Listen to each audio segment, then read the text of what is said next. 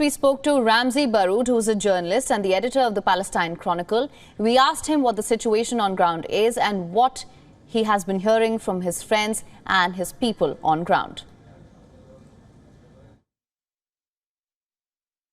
I have family there. I have a sister and her kids, and I have cousins, uncles, and aunts. And of course, I run a news company, so I have various correspondents working in various parts of the Gaza Strip. So we get around-the-clock updates of the situation there. And the only way it can be described is absolutely horrific, if not unprecedented, in the history of conflicts between Palestine and Israel. The infrastructure has already been completely destroyed.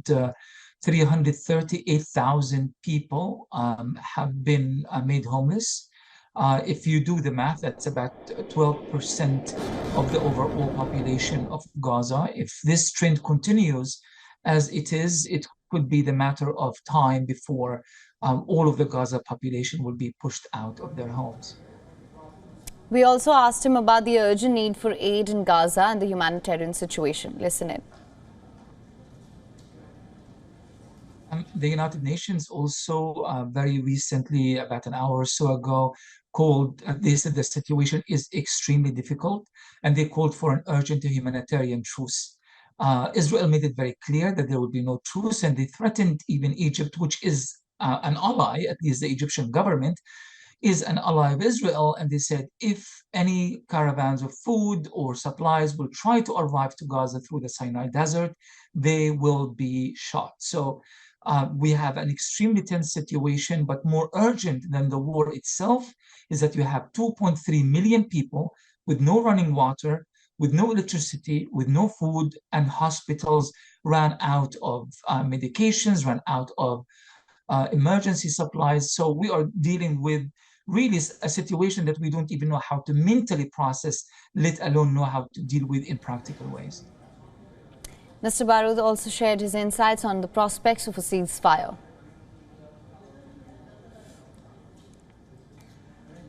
I don't think there will be a ceasefire happening soon. It would be amazing if there can be a humanitarian ceasefire and possible supplies to be allowed to Gaza just to keep the population alive.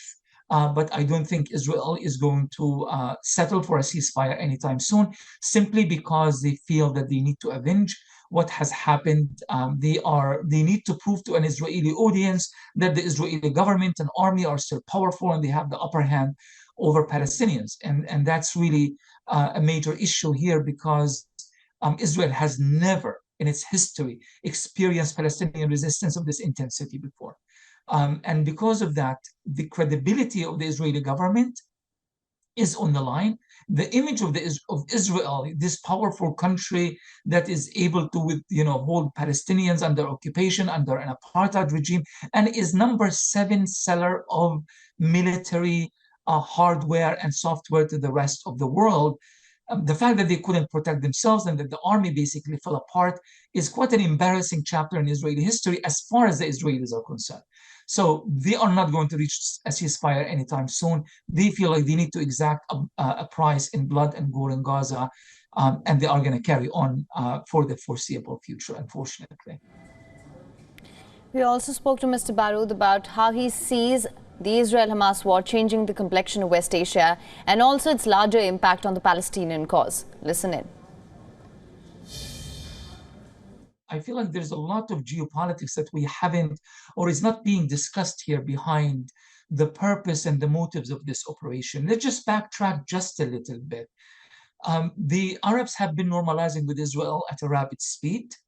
Muslim, Asian, African, and other Middle Eastern countries have been kind of slowly inching closer to Israel. And there has been some kind of consensus, maybe is not declared, at least by many of these countries, is that we really don't need Palestinian consent, or we don't need to resolve the Palestinian struggle in order for us to normalize with Israel. Because Israel is way too important as a geopolitical actor in the Middle East, as a close ally of the United States, as a powerful country militarily, as a thriving economy, as an economy that's able to produce a lot of IT and other technologies.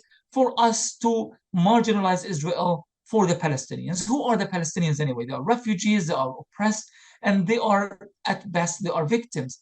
This has changed the dynamics entirely. Suddenly, Palestine is back at the political agenda of the Middle East, and the Palestinians are not only seen as important to the future of the Middle East, but they are seen as very important political and geopolitical actor in the region, to the point that Mohammed ibn Salman of Saudi Arabia today was on the phone with President Raisi of Iran, or Sisi, Iraq. Even the Iraqi government today called on Russia to help find a solution to the Arab-Israeli conflict. So there are so many changes that are happening. The political language began changing.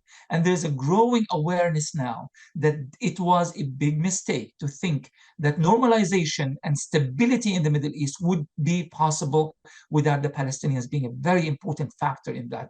That's the timing of the operation by Hamas, and I think it has already achieved many of its purposes. WION is now available in your country. Download the app now. Get all the news on the move.